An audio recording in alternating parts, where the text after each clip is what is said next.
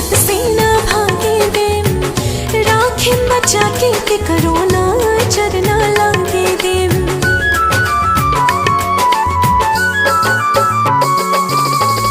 जिंदगी सवार देलू बहिया में आके, खुश बनी हम रानी तोहरा के पाके।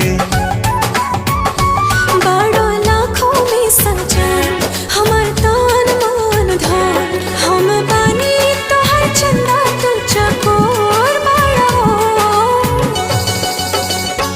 थोड़ा सबर थोड़ा थोड़ा तू तगोर बड़ा हो, हमरा साथी के मर्द से बेजोड़ बड़ा हो। थोड़े सावर थोड़ा थोड़ा तू तगोर बारू हो हमरा